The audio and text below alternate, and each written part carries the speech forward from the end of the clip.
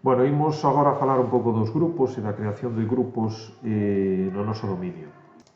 Un grupo é un xeito de, bueno, valga a redundancia, de agrupar, de encapsular, neste caso, usuarios, non? Iba a decir agrupar recursos, pero neste caso do que se trata é de agrupación de usuarios.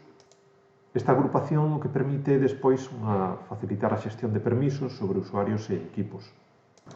Cando creemos grupos, teremos dous tipos de grupos. Un serán os grupos de seguridade e outros serán os grupos de distribución.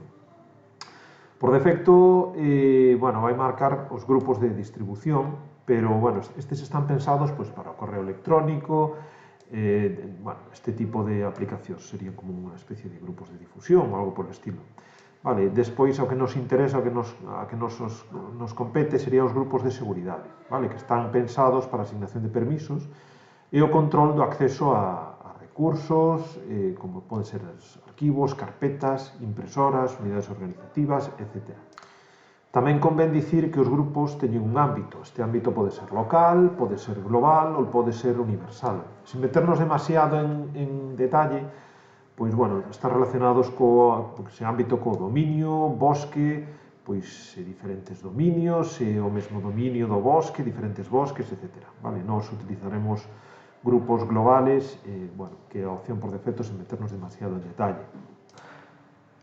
Imoslo ver como se crean os grupos, é algo moi sinxelo, abrimos a ferramenta de usuarios e equipos, que xa coñecemos, maximizámola, e, nas unidades organizativas que temos creadas, imos crear un novo grupo, temos a unidade organizativa que creamos de usuarios, temos os de alumnos e temos os alumnos que creamos en tarefas anteriores, Co botón dereito, aquí mesmo, podemos darlle a novo e queremos crear un novo grupo, Fixadevos que no ámbito aparece o ámbito que falamos antes e no tipo de grupo aparece o tipo de grupo que tamén falamos antes, Deixámoslo tal cual porque é o que nos interesa, o ámbito global e tipo de grupo de seguridade, Nome de grupo, imos a facer un grupo de alumnos,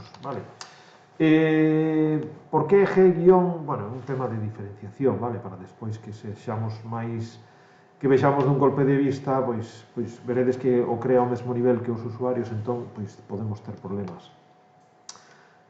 Agora problemas tampouco, non? Pero é máis complicado diferenciar o que sería un grupo, xa veredes despois, Entón, damos de aceptar e xa temos creado o grupo, é o que vos dicía, non? É dicir, o icono é algo diferente, pero, cando temos todo isto cheo de elementos, incluso podemos organizar polo nome, aparecerían todos os grupos xuntos. É un xeito máis de organizar, pero non o único, lembrade.